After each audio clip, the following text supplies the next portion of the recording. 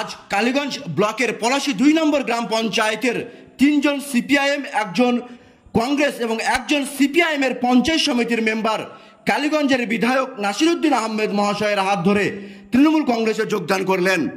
এই ৫ জন মেম্বারের সঙ্গে আরও প্রায় ৫০০ জন সিপিআইএম এবং কংগ্রেসের কর্মী সমর্থক যোগদান করেছেন।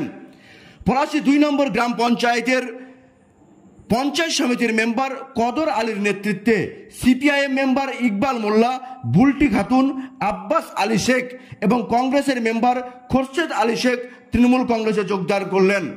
দেখুন সেই ছবি পলাশী নিউজের পর্দায়।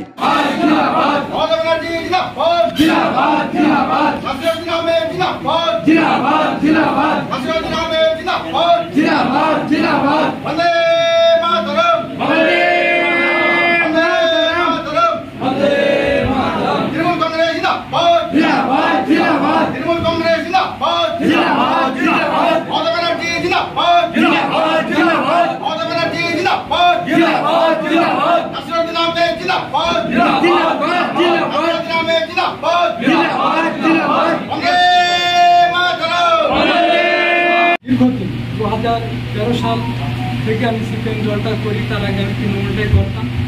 কোন একটা অবস্থার পরিপ্রেক্ষিতে আমি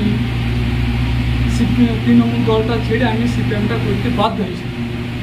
সেই পরিস্থিতির উপরে আমি দীর্ঘদিন প্রায় মাঝে মধ্যে আমার বিধায়কের সঙ্গে, আমার এলাকার বিধায়ক যে কালীগঞ্জের শেষ কথা বলে, ওনার সঙ্গে আমার প্রায় মাঝে মধ্যে যোগাযোগ হতো, কিন্তু অবস্থার পরিপ্রেক্ষিতে কোনো একটা ব্যক্তির কারণে আমি এই দলটাতে কাজ করার সুযোগটা আমি পাইনি। তো যাই হোক, আমি আজকে 2024 সাল 2013 সাল থেকে 2024 সালে আমি যে এই সুবর্ণ সুযোগটা পেয়েছি, এই উন্নয়নের দলে সামিল হতে পারছি এবং বিধায়ক সাহেব আমাকে যে গরম করে নিচ্ছে, এটা সত্যি আমার খুব ভালো লাগছে। আমি উন্নয়নের জন্য আমি এই দলটাতে সামিল হতে খুব ভালো লাগলো।